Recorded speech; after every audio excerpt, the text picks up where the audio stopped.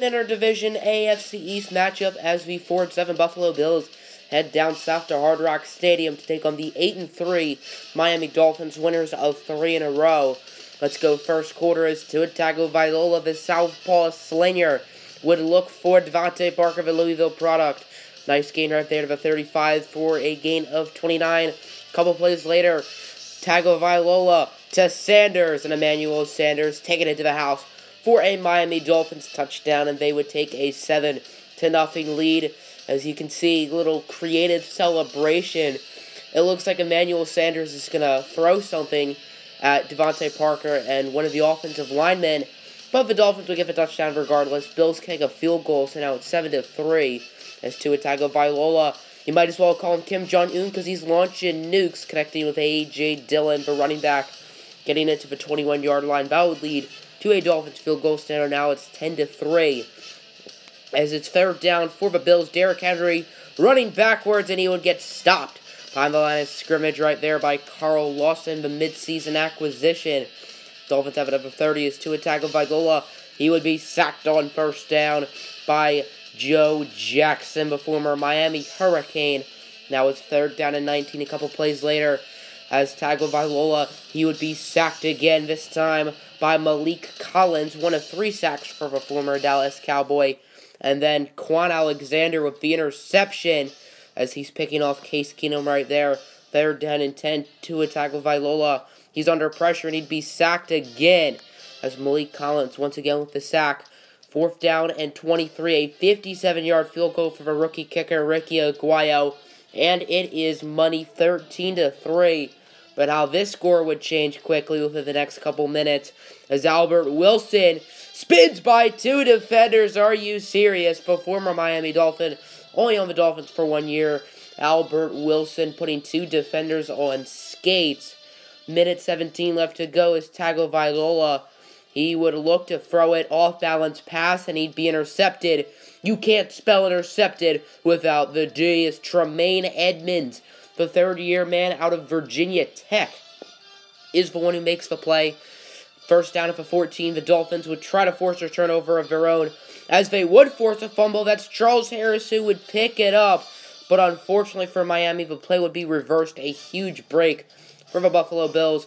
And Case Keenum, would connect with the Dolphin killer, Jeff Swaim, 4 touchdowns. Swaim had 3 touchdowns in the 2 teams' Week 4 meeting, which the Dolphins did win that game.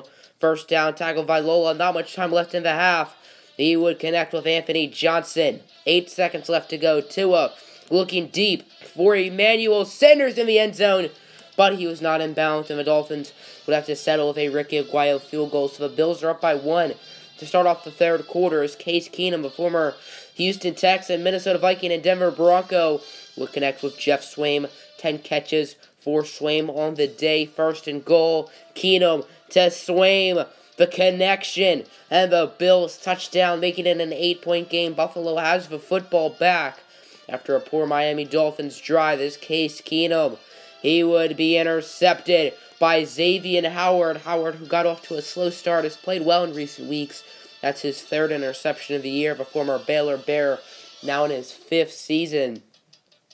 The Dolphins have it at the 18 after the interception as Tua, he would be sacked and he would lose the juice as it's going to be picked up by Carl Davis.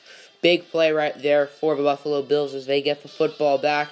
That one wouldn't be reviewed, which is interesting, I guess, as Corey Coleman with a spin move to the 34-yard line. Now at the 6-yard line, Case Keenum, he would be sacked by Minkah Fitzmagic. Minkah Fitzpatrick with the sack, leading to a Bills field goal. They couldn't get the touchdown. But speaking of sacks, that would be G.G. Good game. G.G. Robinson with the sack. Buffalo's the ball here in the fourth quarter. As Keenum, he would connect with Albert Wilson, who breaks the ankles and breaks the whole body of Marlon Humphrey. And Albert Wilson with his 2nd touchdown of the game, putting this game pretty much out of reach for Miami.